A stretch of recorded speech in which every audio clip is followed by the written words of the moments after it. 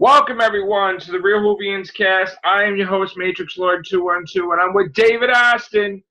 What's up, David? Aloha, everybody. Happy New Year to everybody, and hope you're well.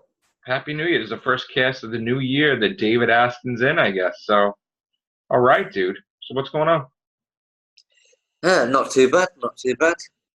I loved your videos in New York, and Oh, thank you. having several of your books next to Byron in a library in the heart of New York itself. That was cool, yeah. In Barnes & Noble, yeah. That was nice. One of the biggest Barnes & Nobles was good. So I wanted to do this Doctor Who. We're going to talk about Doctor Who on the Whovians. We heard now reports that the reason why Doctor Who is not happening this year is solely because of money. That they have no money. That they used, I guess, the funds for something else. That people probably paid for Doctor Who, and they used it for something else, and there is no money for Doctor Who. So my question to you is, you guys pay for that stuff, right? So if you pay and you want to watch Doctor Who, why are they allowed to take the funds and put it towards something else? No money. No money. Colin Baker said in the Colin Baker Years video that it cost. They made more money out of Doctor Who, the BBC, than it actually cost to make, right. Which he was reliably told by a proper person in the know. Right. And I think the same still applies. And ratings may not be the most important thing anymore. The merchandise, how much I think it applies to American shows now. It's not really how much, advertising and all that sort of thing that applies. But they're talking fucking shit. The BBC have never, since day one, they have never wanted Doctor Who to succeed. That's the real truth. Yeah. So if that's the case, and they canceled it before, then why are they doing it every time? Like, why don't they just end it if they really hate it so much? 3 times, technically. At the end of the 60s, they tried to... It was very close to being cancelled. If John Pertwee hadn't succeeded, then that would have been it for Doctor Who, basically. And then it happened again with Colin Baker's Doctor, the hiatus.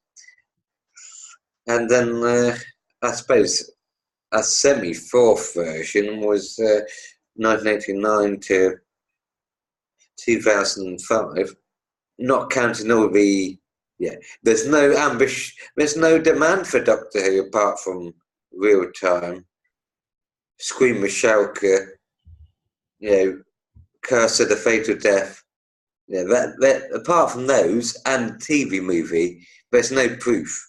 The TV movie got 9 million views. That's actually more than most Doctor Who episodes get now. Think about that for a second. And then there's the bullshit about David Tennant announcing that he wanted to leave and they wanted to cancel it. Even when Doctor Who was at the very... It's like me with my birds, getting to the peak of my orgasmic pleasure with every single one of them, right? And they want to cancel it. That's just an example, ladies and gentlemen. Well, that's an interesting example. For science. Right. So, so it isn't just. I'm thinking that it's got to be more than money because, besides that, because where do you have time to film this? I mean, if you didn't film it, I mean, you're filming it now. Technically, it could have been released.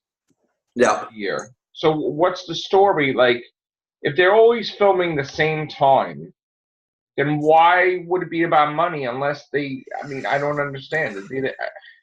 I'm confused about why Doctor Who is just not going to be on this year. I mean, I honestly think they should just put it out. I think it's stupid. All that cocaine and prostitutes won't pay for itself, will it, for the CEOs? Yeah, I think the BBC is still very male-dominated, to be terribly honest. Mm. And we've got all this bullshit about diversity, and it's actually in the BBC Charter that they want to have less white people in charge. Wow, Yeah, that's that's a a bold fact. statement. They've literally said it word for word, something like that. And Jeremy Clarkson was saying that if you're a white middle-aged guy, you've got no fucking chance of getting a job anymore. I don't mind people getting jobs, giving people who otherwise wouldn't get an opportunity, but it should still be based on ability. Right. Yeah. If I was going for a job and the boss was a black gay woman, then I would like to be, if I was given the job, when you finish playing Pac-Man. I'm not playing Pac-Man. I'm inviting our fellow compatriots. I don't play games while I host the birthday boy. my show. The birthday boy is coming on. Genius. Yeah.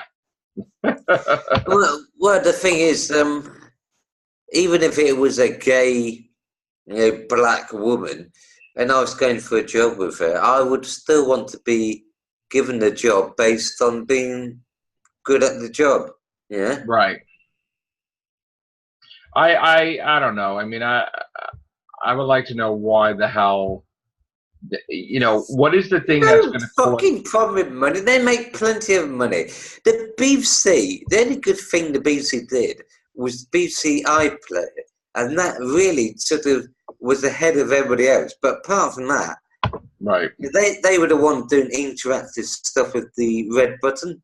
Yeah, all the David Tennant stuff and Matt Smith stuff and all that sort of thing. Yeah. Yeah, like the Scream with Shouky, like I said before.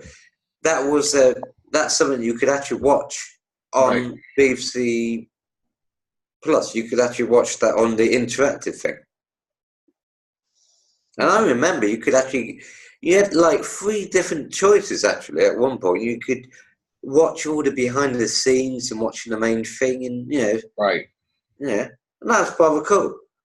But all this crap about we've got enough money. Oh, fuck off! That's like councils saying I'm going to do the council flat like I'm sitting. You've got 700,000, and I'm presuming it's the same in America. You've got enough money to send to all your little rich friends in the EU or your rich friends in Congress, but you haven't got enough money to make life better for the hard-working people, black and white, that do the real work, not the politicians. The real people work hard. So fuck the politicians. I'm on the side of the real people. Okay. Some bitches. Yeah, I forgot to say that. Bitches. I mean, are you excited to see Jodie returning as the Doctor and the companions, the same companions? Well, here's the thing. Let's have a look. 1 can, 2, 3, 4, 5, 6. Bringing in the new year! What a celebration, David Aston does. Aston style. Woo! That's a new podcast. Aston style! Yeah. Like basically, I think the problem with, well, first off, I read somewhere, I believe it was you said this actually, that the scripts were actually written for a male doctor. It wasn't me, but it was an article that he never told them, and they wrote it that way, and then they're like, oh, it's a female, which they had to change it a little bit afterwards. And it was the thing about Jodie Whittaker's Doctor. I just feel that it's somewhat, I don't know, sort of strangely lightweight and not involving at times. Mm. And I just feel that Jodie Whittaker's Doctor could do with a little bit more edge around the corners, if you know what I mean. So she needs to put more effort into her performance. I can see if the script writers are given her best episodes and they base their scripts just like the comic writers probably are doing right now around the characterization that she's, like every Doctor slowly brings, they prove themselves, and then eventually by the end of the season, they, sort of develop their Doctor's character. And then in the second or third season, it's established. So they have a template. It's gone from being, sort of proving the worth or just finding their feet, as it were. So yeah, I think Jodie Whittaker's Doctor is a nice potpourri. That's what Sir Ethel McCoy called it. He played the Doctor with a potpourri of all the different incarnations. And I think she's doing the same. It's got the scientific inquisitiveness of the third Doctor. It's got the goggles type thing of the 11th Doctor. Okay. It's got the northernness of the 9th Doctor. Okay. And I suppose it's got a sort of innocence of the 5th Doctor. But she needs to imprint something of her own personality. And to write her off straight away, even if the ratings are falling, so fucking what? Sylvester McCoy's ratings were the same as her ratings. Right. Yeah. Okay. Give her a break. She's trying to do her best. She's the first female Doctor. And I don't really like it. I don't like all this political correctness rubbish. But she is trying to do her best. And she's, I think she's taken it back in a weird way, back to Sir Ethel McCoy to sort of instill some magic and awe and, excitement about science. Yeah. And that's the way it goes. David Aston. It always does. All right. Thank you, guys. Take care. Bye for now.